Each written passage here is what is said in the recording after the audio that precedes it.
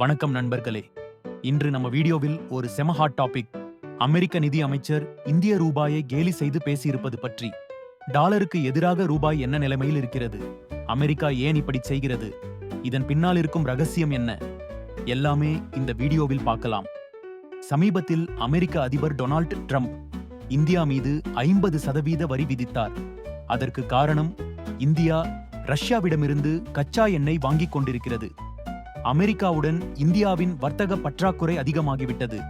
இதனால் America India உறவில் சிறிய விரிசல் வந்திருக்கிறது. இந்த சூழ்நிலையில் ஃபாக்ஸ் நியூஸில் பேட்டியளித்த அமெரிக்க நிதி அமைச்சர் ஸ்காட் பெசன்ட், எனக்கு கவலைப்பட நிறைய விஷயங்கள் இருக்கிறது, ஆனால் அதில் இந்திய ரூபாய் இல்லை. ரூபாய் டாலருடன் போட்டி போட முடியாது. இந்திய நாணய மதிப்பு வரலாற்றிலேயே மிக குறைந்த நிலையில் இருக்கிறது என்று கேலி செய்தார். இப்போதைய நிலவரப்படி ஒரு டாலர் ஷேஷ் 88 ரூபாய் 21 காசு ஆக உயர்ந்துள்ளது. இது இந்திய ரூபாயின் மிக குறைந்த நிலை என்று அமெரிக்கா சாடி கொண்டு வருகிறது. ஆனா உண்மையில் அமெரிக்காவுக்கு பயம் இருக்கிறது. ஏனென்றால் இந்தியா பிரிக்ஸ் கூட்டமைப்பின் முக்கிய உறுப்பினர்.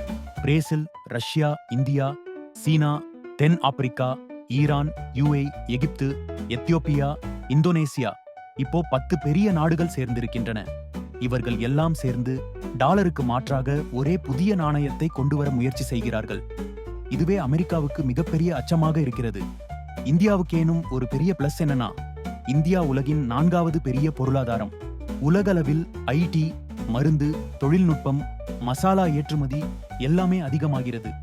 அடுத்த 10 ஆண்டுகளில் இந்தியா 3வது பெரிய பொருளாதாரமாகும் என்று IMF, வேர்ல்ட் பேங்க் எல்லாம் சொல்லிக்கொண்டே இருக்கின்றன. அதனாலதான் அமெரிக்கா ரூபாயை கேலி பண்ணினாலும் மனசுக்குள்ள பயப்படுது. எதிர்காலத்தில் பிரிக்ஸ் நாணயம் வந்துவிட்டால் டாலரின் ஆதிக்கம் குறையும், இந்திய ரூபாய்க்கு மறைமுகமாக வலிமை கிடைக்கும், உலக வர்த்தகத்தில் மல்டி கரன்சி சிஸ்டம் வரும். அது அமெரிக்காவுக்கு ஒரு பெரிய சவாலாக மாறும். அப்படியே பார்த்தீங்கன்னா அமெரிக்கா ரூபாயை கேலி செய்கிறது, ஆனா உண்மையில் அது அச்சத்தின் வெளிப்பாடுதான். இந்தியா அமெரிக்கா உறவு அடுத்த மாதங்களில் எப்படி போகுது? பிரிக்ஸ் நாணயம் வெளிவந்தால் என்ன நடக்கும் அப்படின்னு காத்திருந்து பார்ப்போம். நண்பர்களே, இந்த வீடியோ உங்களுக்கு நிச்சயம் பயனுள்ளதாக இருந்திருக்கும். உங்க கருத்துக்களை கமெண்ட்ல சொல்லுங்க. வீடியோ பிடிச்சிருந்தா லைக் பண்ணுங்க, ஷேர் பண்ணுங்க, சப்ஸ்கிரைப் பண்ண மறக்காதீங்க.